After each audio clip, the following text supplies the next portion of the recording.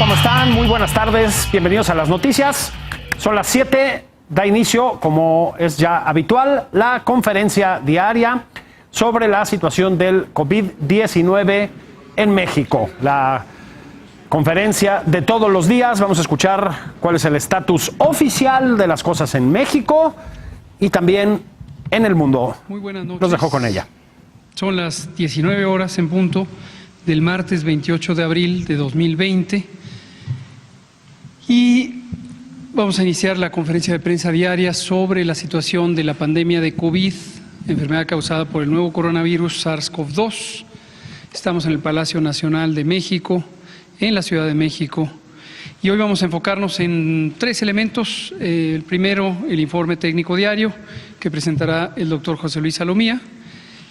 Segundo, el informe de movilidad, que ya dijimos que lo vamos a estar presentando periódicamente para ver cómo está aplicándose las medidas de seguridad sanitaria. Lo presentará el doctor Ricardo Cortés. El doctor Alomía es el director general de epidemiología, el doctor Ricardo Cortés es el director general de promoción de la salud. Y tenemos un nuevo mensaje de nuestra querida jefa Fabiana a través de un video ilustrativo de lo que ocurre en la atención de las personas con COVID. Y luego pasamos a preguntas y respuestas. Le pido al doctor Alomía si es tan amable de presentar el informe técnico. Con su permiso, señor secretario, buenas noches con todas y con todos. Estamos nuevamente aquí en la conferencia vespertina para poder actualizar, en este caso, el panorama tanto internacional como nacional de COVID-19. Estamos en el día 37 de nuestra Jornada Nacional de Sana Distancia, en la cual, como ya conocemos todos, pero nunca está de más volverlo a recalcar, invitamos a toda la población que en este momento nos está escuchando y viendo a través de sus medios de comunicación y de las vías de comunicación oficiales del gobierno, a quedarse en casa. Y quedarse en casa sobre todo si formamos parte de un grupo de riesgo, si tenemos más de 60 años de edad, si tenemos o padecemos de hipertensión arterial, de diabetes, de sobrepeso o obesidad, así también como de alguna enfermedad que nos genere inmunodeficiencia, ya sea porque estamos en tratamiento o ya sea porque tenemos inmunodeficiencia adquirida como tal, o lógicamente tenemos el antecedente también de tabaquismo, de enfermedad pulmonar obstructiva crónica. Muy importante, si son mujeres embarazadas, por favor hay que quedarnos en casa. Este es el grupo poblacional que más debemos de proteger, y un llamado especial a las familias, a los amigos de estas personas, para poder ser precisamente un grupo de apoyo, de sostén, para que estas personas puedan mantener ese autorresguardo domiciliario y podamos entonces evitar ese riesgo de complicaciones que tienen de por sí estas personas. Estamos en las número 60, la conferencia vespertina del día de hoy, del 28 de abril. En la siguiente diapositiva, por favor, vamos a ver el panorama internacional de la pandemia. Otro punto porcentual menos, se sigue contrayendo la pandemia en el mundo, 38% ahora representan solo los casos en los últimos 14 días, y asimismo podemos continuar viendo cómo se hace cada vez más visible la diferencia que hay entre los casos que se confirman en los últimos 14 días en el continente europeo, así como los que se confirman en la región de las Américas. De hecho, en la región de Europa ya representa prácticamente el 40% solamente de los casos en los últimos 14 días, y las Américas, con los 535.172, se mantiene alrededor de un 48%, es prácticamente la mitad de todos los casos que se han confirmado en el mundo en los últimos 14 días, por lo tanto es donde la pandemia se mantiene todavía activa en función de estos casos. La tasa de letalidad global se ha mantenido durante los últimos días estable en el dato que venía también desde la última semana, en 6.9%.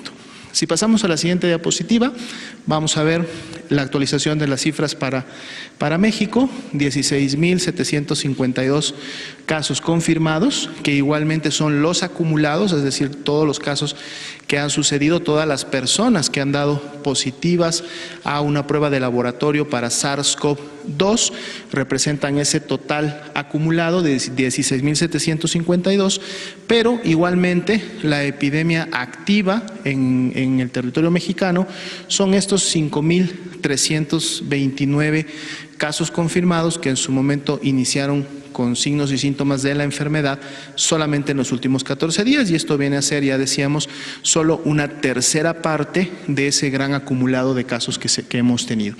11.220 casos sospechosos, esa cifra sí incrementó del día anterior, recordando que de aquí podremos tener más casos confirmados en un momento determinado. 1.569 lamentables defunciones que también han ocurrido a causa de la enfermedad, poco más de 49.000 personas que también dieron negativo a la prueba para virus SARS-CoV-2 y ya son más de 77.000 personas las que han sido estudiadas en México como casos sospechosos para la enfermedad. En la siguiente diapositiva veremos la distribución de la carga acumulada, de la cantidad de casos acumulados, de esos 16.752, en donde ustedes podrán identificar en los colores más oscuros, el rojo y el marrón más oscuro, aquellos estados que han concentrado desde el inicio de la epidemia la mayor cantidad de casos confirmados. En la siguiente diapositiva vemos esta misma distribución, pero en un orden ascendente, para que ustedes puedan rápidamente identificar cuáles son estas entidades federativas que han acumulado la mayor carga de enfermedad y cuáles en un momento determinado inclusive se encuentran a lo mejor en otra fase diferente a la de estas entidades federativas, en donde apenas están iniciando con una transmisión. En la siguiente diapositiva vamos a ver el mapa nuevamente, pero ahora solo con la distribución de los 5.329 casos que representan la epidemia activa en México. Seguimos viendo cómo los estados que conforman o están al borde del Golfo de México, así como en el noreste, Chihuahua, Sinaloa, Baja California, continúan todavía en color naranja, quiere decir que se mantienen en una escala similar a la que han estado en los últimos 3-4 días, y las entidades federativas que concentran la mayor carga de enfermedad las tenemos en el rojo y en el marrón oscuro. En la siguiente vamos a ver esta misma distribución, igual por orden descendente para que puedan ustedes ubicarlas rápidamente. Ciudad de México, el Estado de México, Tabasco y Sinaloa y Baja California son las que tendrían la escala de color más alta, precisamente porque en todos estos casos han superado los 200 casos acumulados en los últimos 14 días, hablando de la epidemia activa. En el siguiente mapa podemos ver la actualización de la distribución, pero ahora por tasa de incidencia acumulada, es decir, la cantidad de casos que hay por cada 100.000 habitantes, que para todo el territorio nacional es de 4.17, pero esto varía dependiendo lógicamente de la base poblacional que hay en cada una de las entidades federativas. Igualmente, y lo hemos dicho noche con noche, las entidades federativas que tienen los colores más oscuros son precisamente las que tienen la mayor tasa de incidencia por 100.000 habitantes, por lo tanto están teniendo importante transmisión y dispersión al interior de estos estados. En la siguiente diapositiva veremos esta misma distribución, igual y por orden descendente, para que ustedes puedan también rápidamente ubicar los estados. La siguiente, por favor.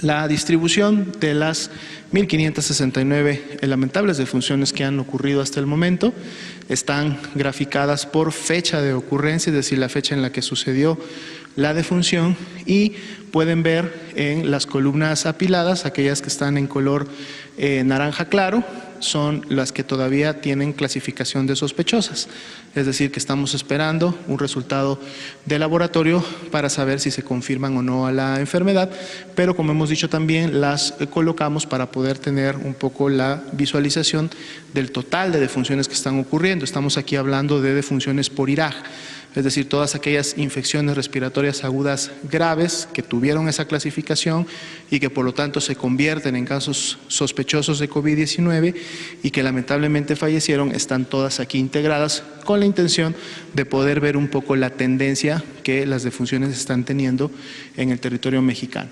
Así también en la siguiente diapositiva vamos a ver esta misma distribución, pero ahora por entidad federativa donde ocurrió la defunción y en donde también podemos ver en qué estados hay la posibilidad de que el número de defunciones se incremente o ya en este momento sea mayor en función de que estamos esperando un resultado confirmatorio de las mismas. En la siguiente diapositiva, por favor. Vemos nuestra curva epidémica de casos confirmados y sospechosos. Igual, comentamos, estamos poniendo ambos, no solamente los que ya están confirmados por laboratorio, sino también los que están esperando un resultado, para en su momento poder ver cómo se está comportando la tendencia de las infecciones respiratorias agudas leves y graves. Aquí sí están las dos, están las leves y las graves, y bueno, podemos ver claramente que la tendencia continúa incrementándose. Si recuerdan, el día de ayer precisamente presentamos cómo iba el porcentaje de positividad, y si recuerdan ya estaba en un 48%, por lo tanto la expectativa de que prácticamente la mitad de esos casos que están en color naranja claro, ¿sí?, se conviertan en casos confirmados, y eso entonces esté alimentando la curva de casos que están en color rojo, ¿verdad? La siguiente diapositiva, por favor. Vemos nuestra curva acumulada de casos confirmados con los 16.752. Representaron 1.223 nuevos casos confirmados del día de ayer para hoy, y en función de la carga que teníamos ayer, esto representa un incremento del 7.9%, que es un número que es una proporción de incremento que más o menos se ha mantenido o ha estado en esos rangos de 7 a 10% que hemos visto en las últimas 2 semanas. Y en las columnas de color naranja en la parte de abajo podemos ver cómo hay ese nuevo incremento que es superior a lo que veíamos en los 2 días previos, lo cual nuevamente revierte un poco la tendencia ascendente como tal, es decir, se convierte otra vez en una tendencia ascendente. Ya un día martes, ya de una semana con actividad, vamos a ver miércoles, jueves, viernes cómo se sigue comportando esta tendencia en los siguientes días. En la siguiente diapositiva y en las siguientes 3 que siguen es precisamente la visualización de cómo están las proporciones de ocupación y de disponibilidad de 2 tipos de camas, aquellas que están destinadas a casos de IRAG. Bueno, estamos escuchando la conferencia diaria sobre la situación del COVID-19.